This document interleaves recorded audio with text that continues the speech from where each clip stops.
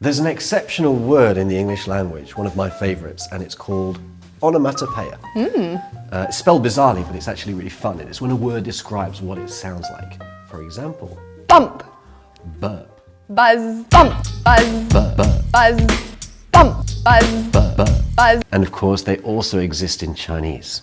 Pee pee pow pow, Goo goo gaga.叽叽喳喳.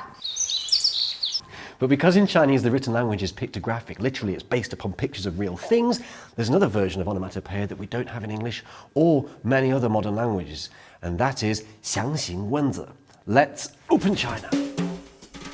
If you do come to China, Which you which should. of course you should, Yeah. you will see this character at food markets, on the streets, or in the doorways of restaurants everywhere. It's pronounced chuan, and it looks just like a kebab. And in fact, that's exactly what you're going to get when you see it. It's kind of useful late at night after a couple of drinks. The meaning of chuan is to skewer several items, just like a kebab. In fact, this is like the visual equivalent of onomatopoeia, where the name of something sounds like what it actually sounds like. Except that because in Chinese the written language is pictograms, it's made of pictures, and that means it looks like what it is. How brilliant is that? Pretty brilliant. And how about these little guys? One is ao and the other is tu. Doesn't sound like anything we know, but they look like their meanings, which is something similar to convex and concave. Similar to an innie or an outie belly button, right? What do you have? I'm not telling you. Trade secrets. Let's see a few more. How about this one? Shan.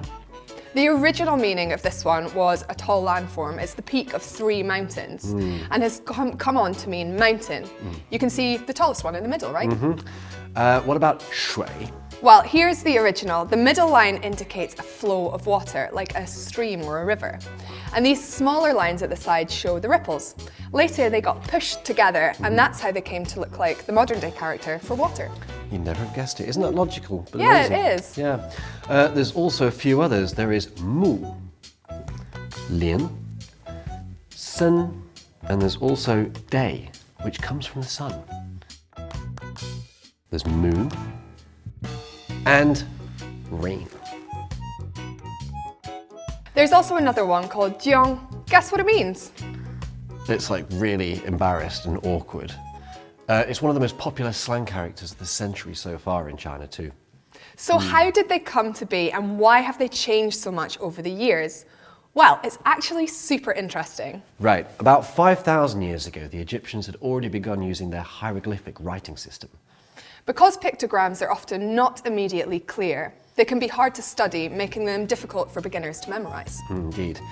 Cuneiform characters, which were used in ancient Persia or modern-day Iran and Mesopotamia, evolved from pictograms too, and they were carved out of tablets made from clay. Cuneiform means wedge-shaped, which the tip of a chisel used to write cuneiform characters was. They were used in Mesopotamia right up until 500 BC and were a common form of writing all over Western Asia.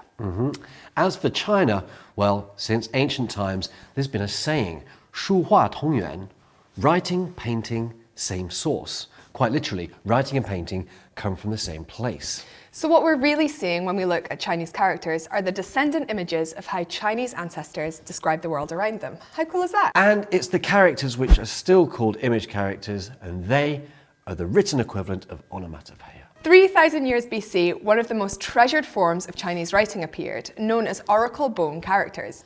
Today, more than 100,000 examples of these have been discovered, with over 4,000 characters, of which only about 2,500 are even understood.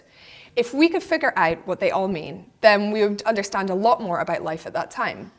So even today, there's still some mystery surrounding China and still so much more to learn about its history. The way the oracle bone characters worked was really interesting. People in those days believed that if they asked questions, they wrote them on the bones, they carved them out. Then they fired the bones and then they would crack and it would reveal the will of the gods. It would divine the answers to their questions from the way the bones cracked. Anyway, from the ancient characters of the oracle bones to the modern day readopting of pictograms, the evolution of China's written language is not just a 4,000-year window on a country's culture. It shows how the need to express can really lead the evolution of the culture, and it's unique amongst other cultures and civilizations in the world. Indeed, it's China's written history, its length and its continuity, which sets it apart from all other cultures. So, If you like what you see, let us know. Give us some love, show like, subscribe, ask us questions, give us comments, give us some ideas. And check out our Facebook, our Twitter, our Instagram, all that stuff. And until next time. Yes, make sure. Keep it open. Bye-bye. Bye.